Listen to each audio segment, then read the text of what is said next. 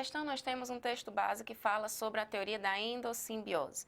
Teoria que fala da origem de mitocôndrias e cloroplastos dentro das células eucariontes. Essa teoria afirma que um eucarionte primitivo englobou em algum momento procariontes que eram capazes de utilizar o gás oxigênio, portanto, aeróbios. Ao englobar, o saldo energético nessa célula foi maior do que a fermentação realizada por esses eucarióticos primitivos.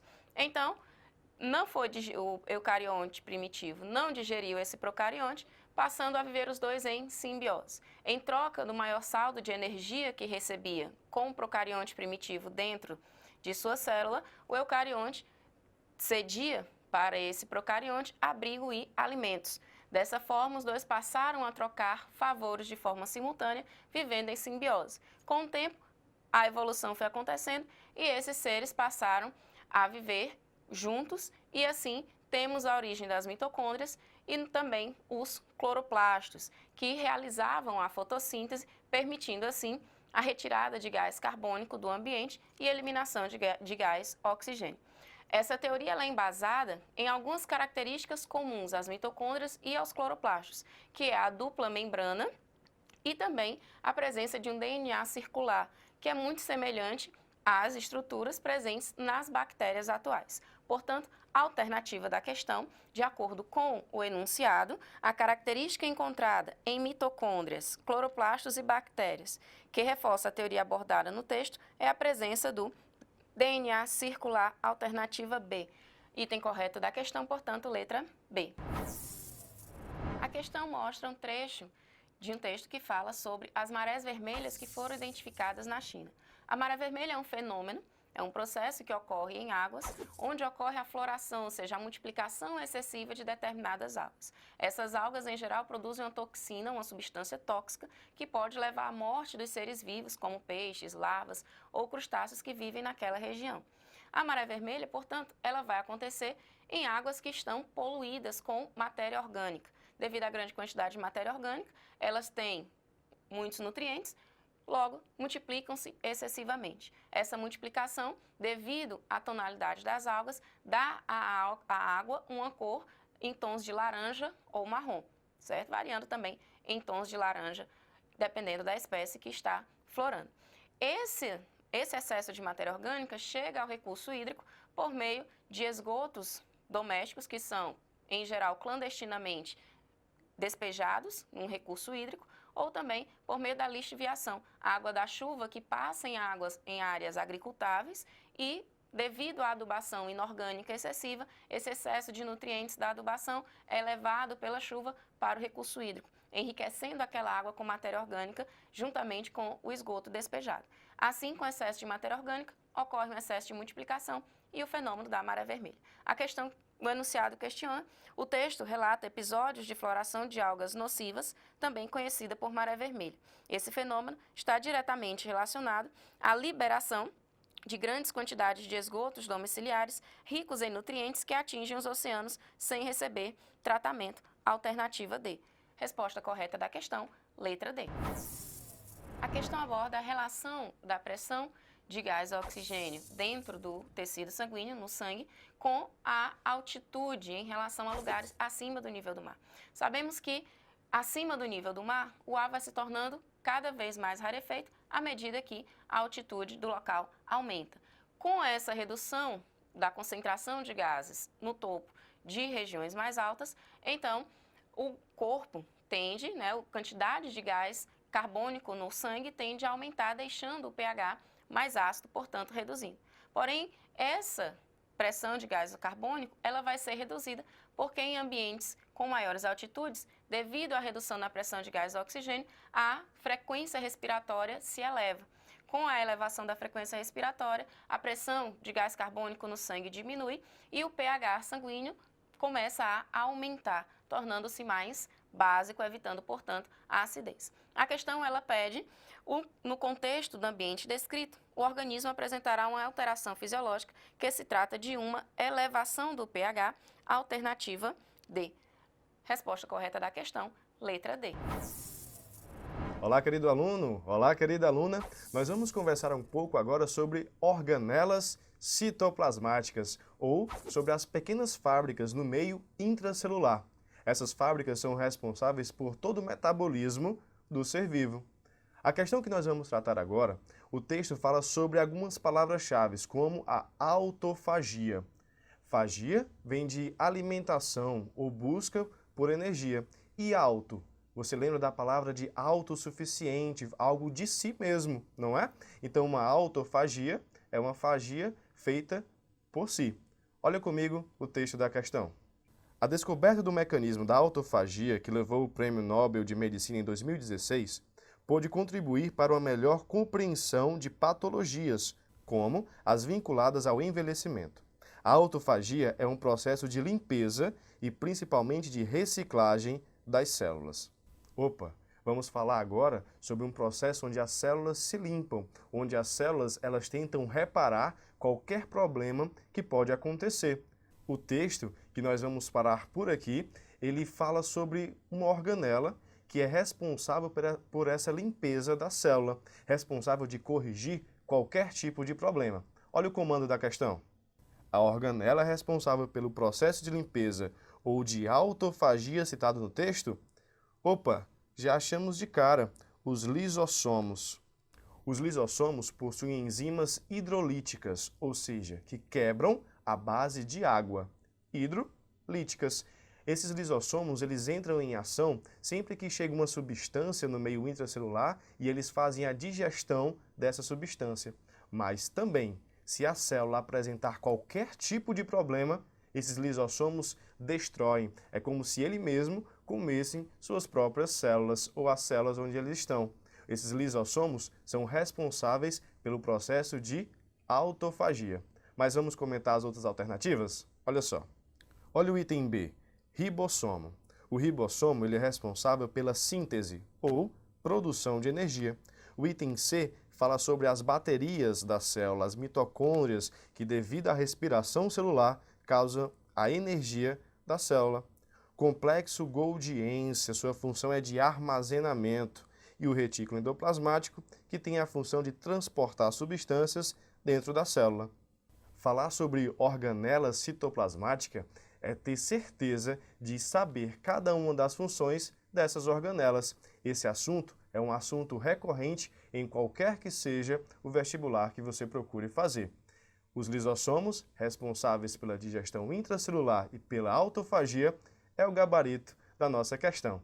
Até uma próxima! Olá, querido aluno! Olá, querida aluna! Vamos falar agora sobre o futuro da humanidade, a biotecnologia, juntar fatores biológicos com as grandes novidades tecnológicas. Olhe comigo que a questão quer passar. Pequenos cérebros de uma espécie humana já extinta são recriados em laboratório e estão aprendendo a andar com auxílio de robôs. A pesquisa do geneticista brasileiro Alisson Moultrie, em desenvolvimento nos Estados Unidos, primeiro desenvolveu minicérebros de neandertais. Eles têm quase o tamanho de uma ervilha. Esses minicérebros ainda são muito jovens, com conexões neurais parecidas com as de um bebê humano. Segundo o pesquisador, para que ele se desenvolva, é necessário que explorem o ambiente. De acordo com o texto, as regiões de conexão que estão sendo estimuladas para que os robôs possam aprender a andar são chamadas de... Imagine o nosso cérebro cheio de fios que se unem. Opa, cheio de células que estabelecem conexões. Essas células, eles são neurônios, e esses neurônios se juntam uns aos outros, fazendo uma conexão. E aí, esse cérebro consegue aprender mais coisas. Essas conexões são chamadas de sinapses. Olha comigo, alternativa D, sinapses nervosas. É por isso que esses robôs estão aprendendo, porque estão fazendo conexões entre neurônios. Mas, professor, e as outras alternativas? Tem uma alternativa que fala sobre as células da glia. Bom, essas células da glia, elas dão suporte aos neurônios para eles continuarem vivos, continuarem bem nutridos. Eles não têm um papel ativo na aprendizagem. Essa aprendizagem feita por conexões de neurônios chamadas sinapses. Nas outras alternativas, falam sobre terminações nervosas. Opa, terminações nervosas é se eu estivesse falando de movimentos de sistema nervoso periférico, de sistema nervoso autônomo, sobre prolongamentos de neurônios, mas o foco é a aprendizagem, conexões ou sinapses de neurônios. Foi um prazer estarmos juntos na resolução dessa questão e relembrar um pouco mais sobre o tecido nervoso. Até uma próxima questão. Olá, querido aluno! Olá, querida aluna! Vamos falar um pouco agora sobre cladogramas? Mas, professor, o que são isso? São representações gráficas sobre a evolução ou parentesco de alguns seres vivos. Sempre que eu falar nesses cladogramas, eu estou falando de novidades que surgiram em determinados indivíduos com base em um ancestral comum. Olha comigo essa questão. Todos os seres vivos que existem no planeta são resultados de milhares de anos de evolução. Uma forma de estabelecer ligações entre essas espécies é por meio da identificação de características evolutivas que sugerem relações de parentesco. Os cladogramas são a materialização gráfica dessas relações. Observando o cladograma a seguir, considere que uma sequência de aminoácidos relacionada à proteína do esporo é encontrada em diversas ordens dos fungos verdes e brancos, mas não em fungos vermelhos. Olha comigo o cladograma. Quer dizer, então, que a partir daqui eu vou ter o aparecimento dessa sequência de aminoácidos, mas os fungos vermelhos não possuem essa sequência. Olha comigo o comando. Dessa forma, essa sequência de aminoácidos também deveriam ser encontradas em fungos marrons, pois eles, item E, são parentes mais próximos dos fungos verdes e brancos do que dos vermelhos. Quer ver a prova? Está aqui, ó. Os fungos marrons estão mais próximos evolutivamente dos fungos brancos e dos fungos verdes e estão mais distantes dos fungos vermelhos. Lembrando que apenas esses fungos apresentam essa sequência de aminoácidos. Esses cladogramas não acontecem apenas com os representantes do reino fungi. O reino animal e o reino vegetal também apresentam esses cladogramas. É bom analisar porque nós vamos observando essas novidades. Aqui no caso foi a sequência de aminoácidos que dá origem aos esporos. Os fungos vermelhos, por serem um pouco mais antigos, não apresentam essa característica. A alternativa correta, o item E. Foi um prazer estarmos juntos e até uma próxima questão. Olá, aluno, tudo bem? Vamos agora acompanhar a resolução de uma questão que vai falar a respeito de força. Acompanhe o enunciado comigo. Sabendo que os acidentes de trânsito aumentam na época das festas de fim de ano e com o objetivo de conscientizar seus alunos, um professor de física apresentou a tabela a seguir, contendo dados referentes a 5 acidentes de trânsito. O carro com a maior aceleração no instante do acidente é... E aí ele deu aqui uma tabela, 5 carros, a massa dos veículos e a força do impacto. Você deve lembrar que força é igual a massa vezes a aceleração. Portanto, a aceleração é a razão entre a força e a massa. Calculando todos os valores dessa tabela, nós vamos encontrar que para o carro 1, a aceleração 1 vai ser 7.500 dividido por 750. Nós vamos ter aqui que a aceleração 1 é de 10 metros por segundo ao quadrado, que vai ser a maior dos dados contidos nessa tabela. Então, item A. É isso, pessoal. O gabarito da nossa questão é A. Obrigado pela atenção de vocês e até a próxima. Olá, aluno. Tudo bem? Vamos resolver uma questão agora que vai falar a respeito de teorema do impulso. Acompanhe a leitura comigo. Um cachorro de massa 12 kg está em repouso sobre um tapete grosso de massa 2 kg. Ao ver um gato passar no quintal, o cachorro leva 0,2 segundos para sair e lançar o tapete para trás a uma velocidade de 8 metros por segundo. O atrito entre o tapete e o piso horizontal é desprezível. A força média horizontal aplicada pelo cachorro no tapete durante esse movimento brusco vale. Pessoal, aqui a gente vai aplicar o teorema do impulso. O que é que me diz o teorema do impulso? Que força vezes a variação do tempo, isso é o impulso, é igual à variação da quantidade de movimento, m vezes ΔV. Como nós estamos considerando o tapete, nós vamos ter aqui força, o tempo foi 0,2 segundos, a massa do tapete vezes a variação da velocidade, que foi de 8. Estava em repouso, foi para 8 metros por segundo. Então, a gente vai ter aqui que a força é 16 dividido por 0,2. Vamos encontrar uma força aqui de 80 newtons, como mostra o item B. Então é isso, pessoal. O gabarito da nossa questão é B. Obrigado pela atenção de vocês e até a próxima. Olá, aluno.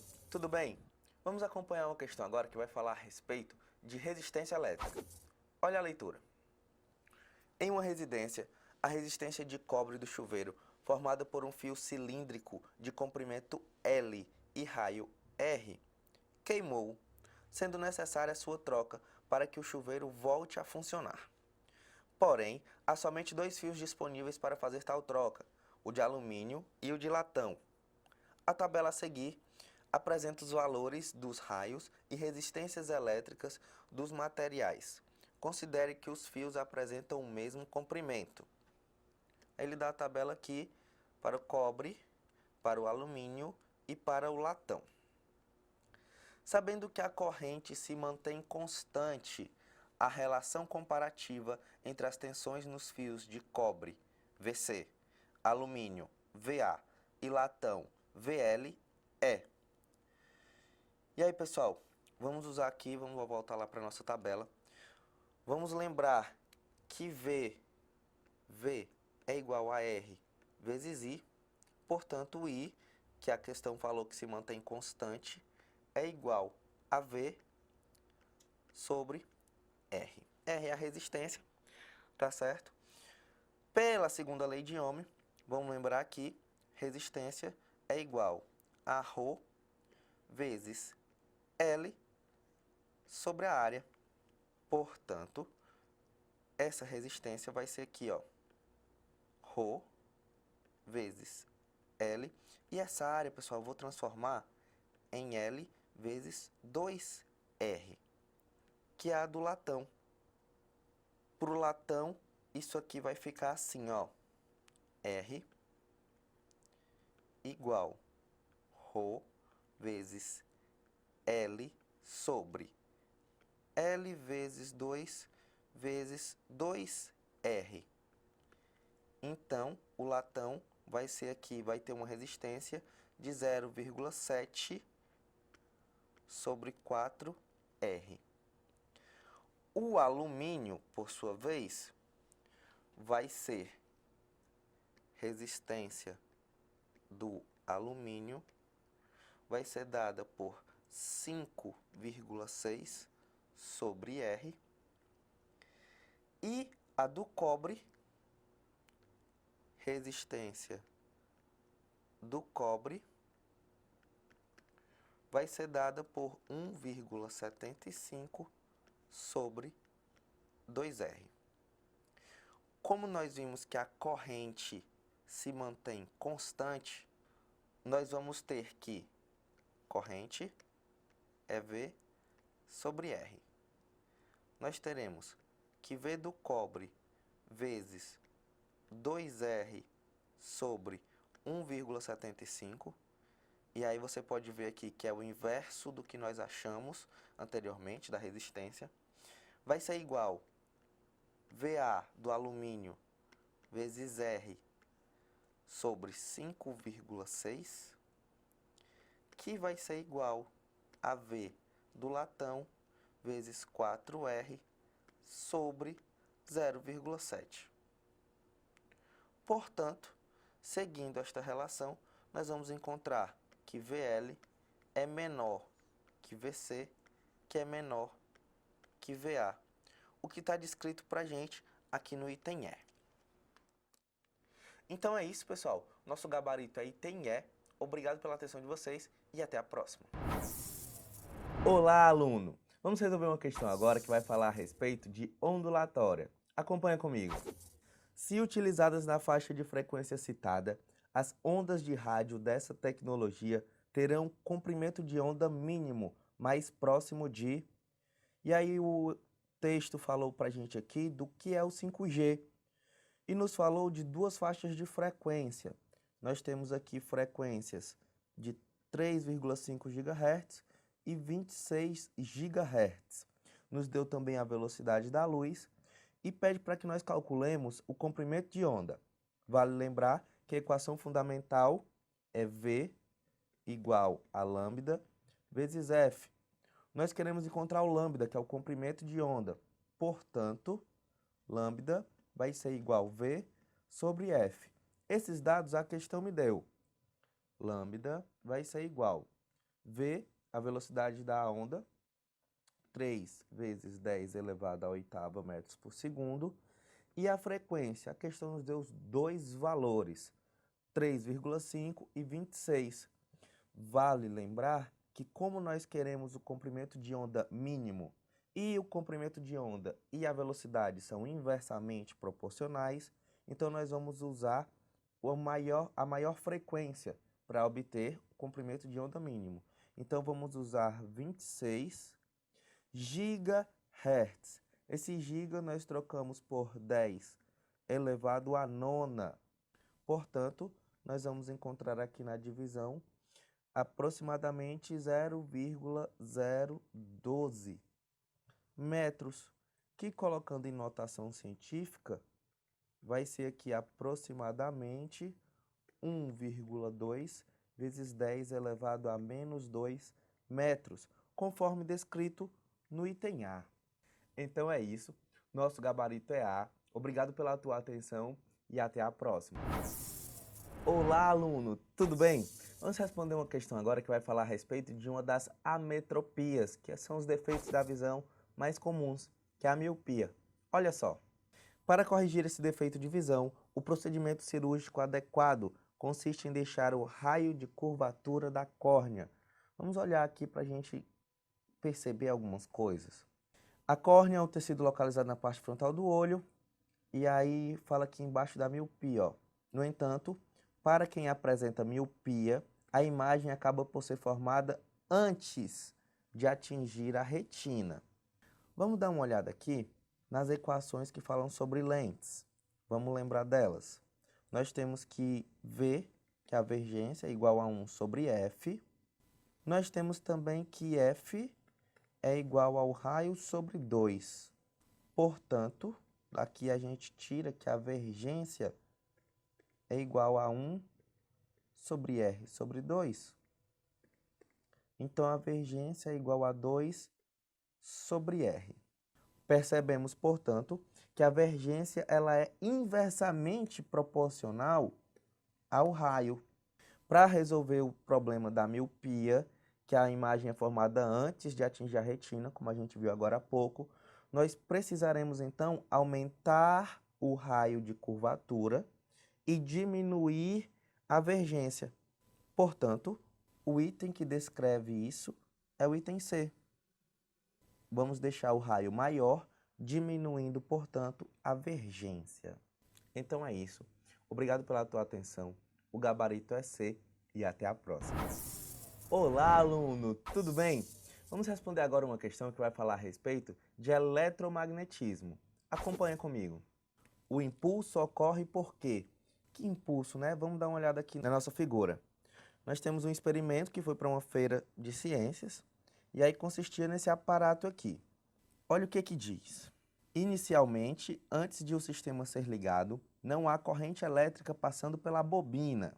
Então, está desligado aqui, não passa corrente elétrica aqui na bobina. Porém, quando se aciona o botão no aparelho, um forte pulso de corrente elétrica passa pela bobina. E o cano, este cano aqui que está solto, ele é impulsionado para cima. E quer saber por que acontece esse impulso? Quando esse cano é acionado, que passa a corrente, esse pulso de corrente elétrica gera um campo magnético. variando o fluxo magnético no cilindro e lá pela lei de Faraday e Lenz surge uma corrente elétrica induzida no cilindro metálico, esse que está preso. Portanto, a consequência dessa variação desses campos magnéticos é o impulso do cilindro para cima, que está solto. Então, passou corrente aqui na bobina, a corrente está girando, gerou um fluxo magnético aqui para cima. A variação desse fluxo magnético faz com que esse cano metálico que está solto dê um impulso, que ele salte. Qual das alternativas traz isso? Alternativa A. Surge no cano de metal um campo magnético oposto ao da bobina, por conta da variação do fluxo magnético. É daí que vem esse impulso. Nosso gabarito é A. Obrigado pela tua atenção e até a próxima. Olá, pessoal!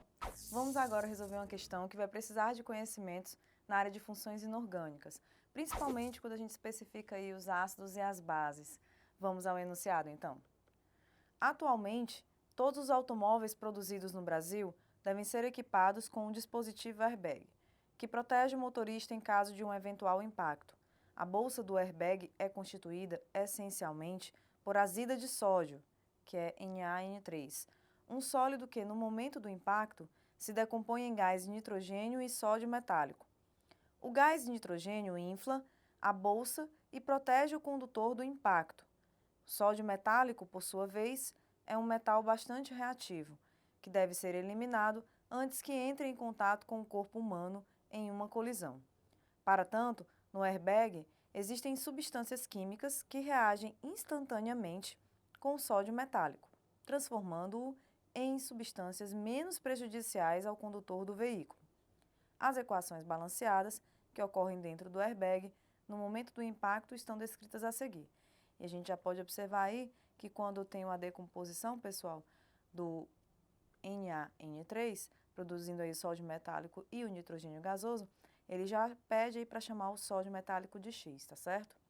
Depois a gente pega a reação do sódio metálico com o nitrato de potássio, tá bom?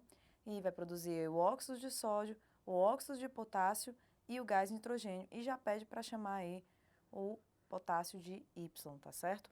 Então, continuando aí, ele fala o seguinte: em uma situação hipotética, se os produtos X e Y fossem colocados em água, seriam obtidas, respectivamente, soluções. Bom, lá no produto da primeira equação tinha sódio, que eu pedi que vocês observassem, destacado aí como letra X.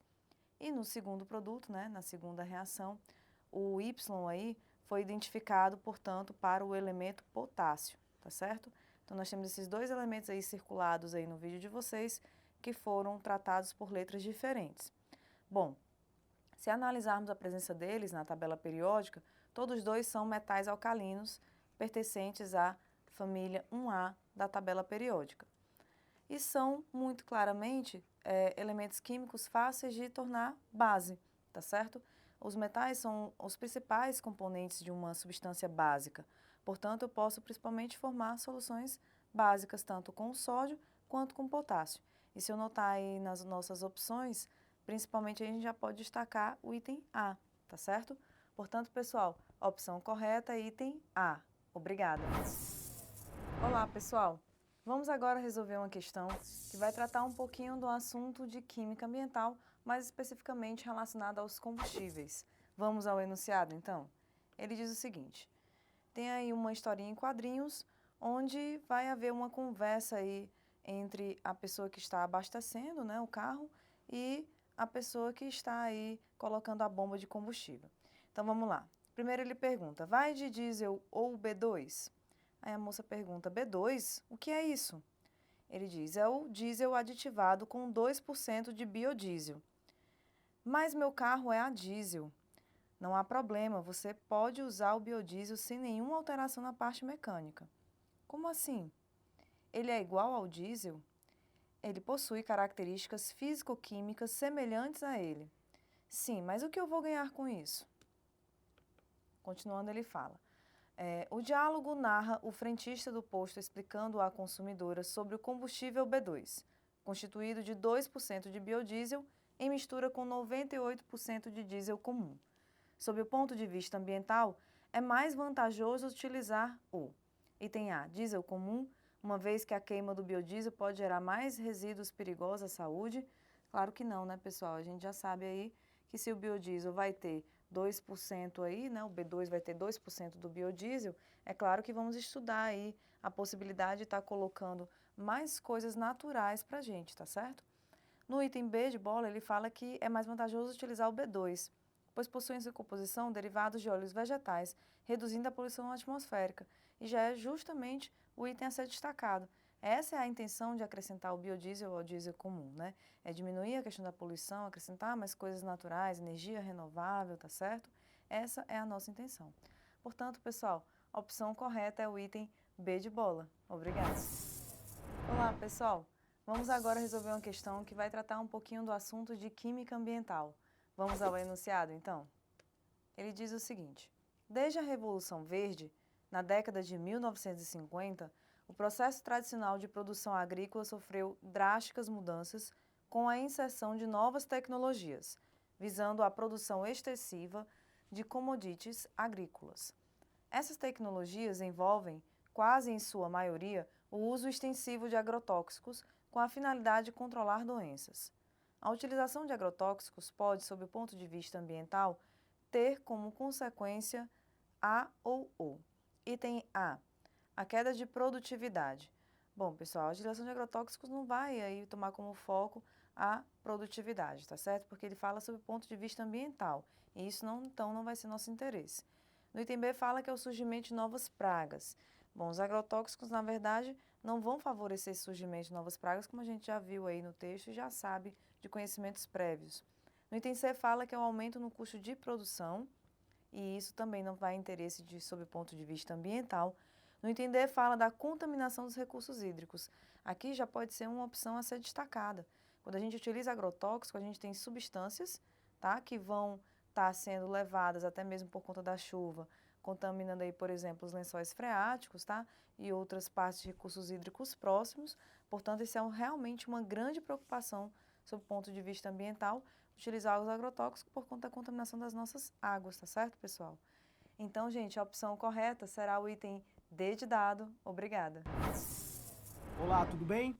A nossa questão de hoje vai falar sobre reações orgânicas e um tipo de reação especial, a reação química de esterificação. Olha para cá, veio o comando da questão comigo e vamos ver como é que a gente precisa raciocinar e pensar. Olha aqui.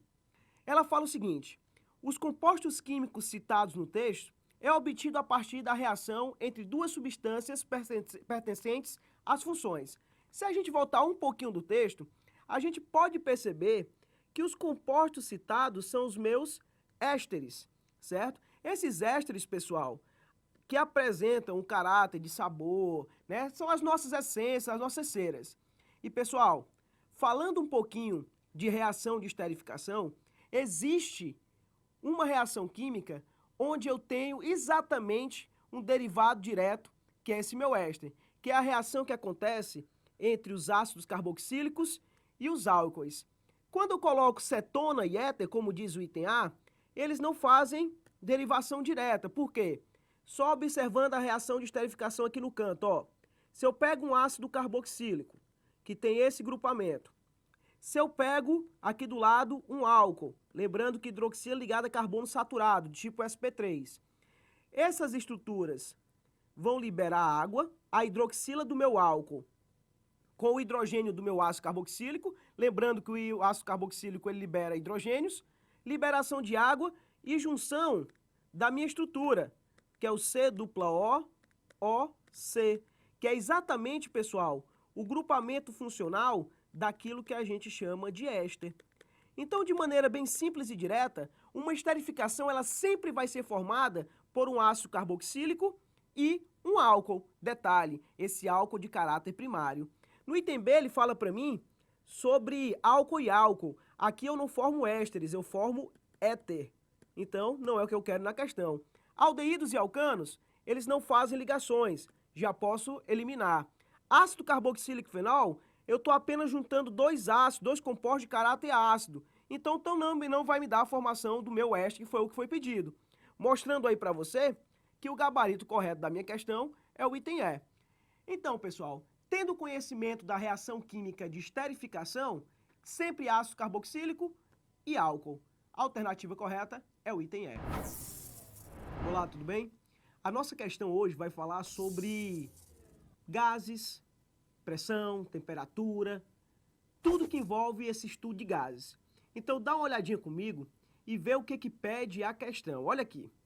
Ela fala assim, ó, para que a pressão final seja de valor igual ao expresso no texto, a temperatura do sistema foi modificada para. Então, segue comigo e analisa os dados que eu tenho.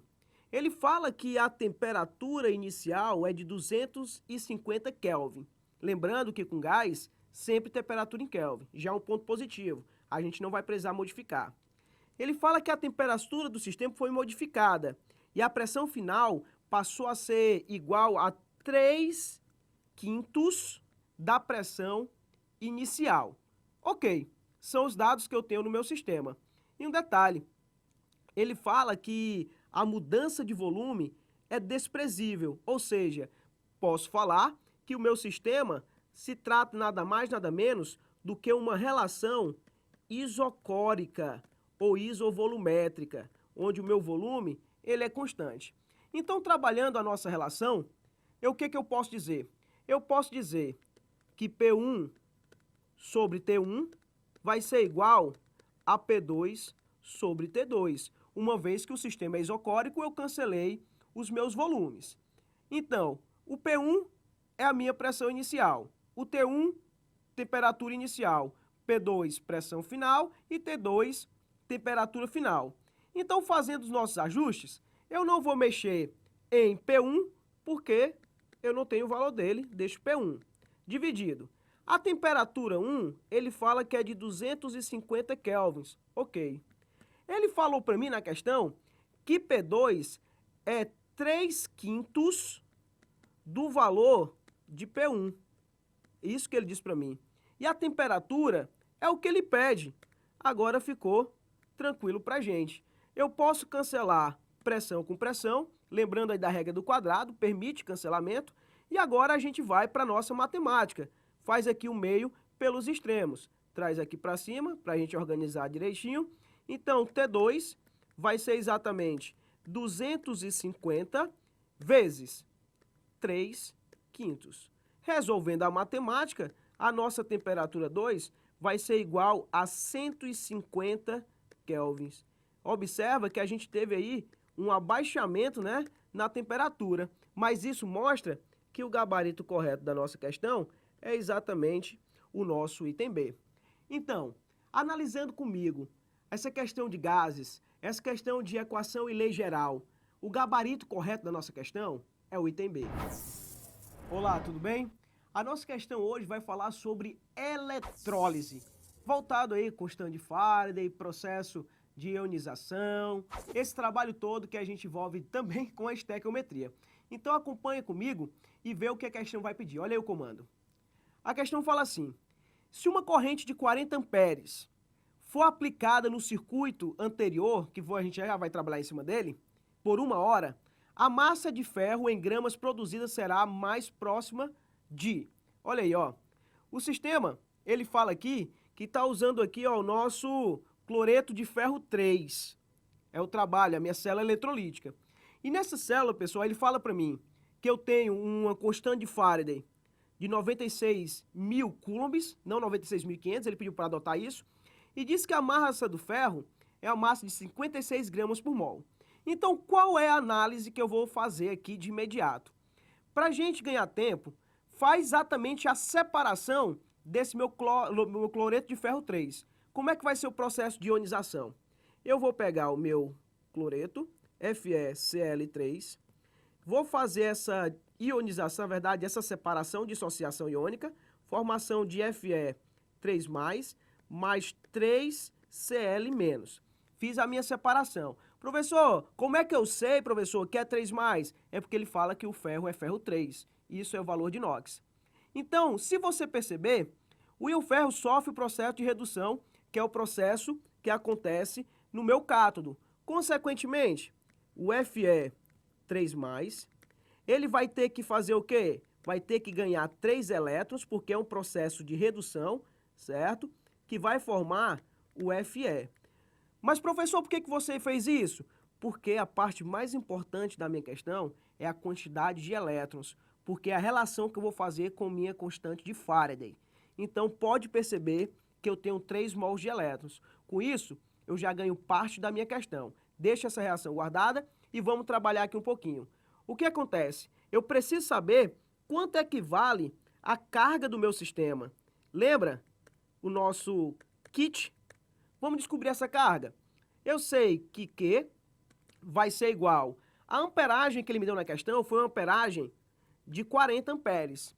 O meu tempo, ele fala que foi um tempo de 1 hora, mas aqui a gente sabe que o trabalho é feito em segundos. Então, 1 hora, 3.600 segundos. O que vai me dar uma quantidade de exatamente igual a 144.000, pessoal. É isso, 144.000 coulombs.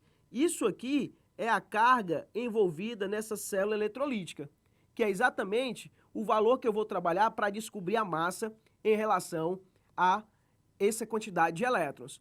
Então, vamos ganhar espaço, vamos para cá, traz a reação mais uma vez, Fe 3+, mais 3 elétrons, que vai formar o nosso Fe, o processo de redução.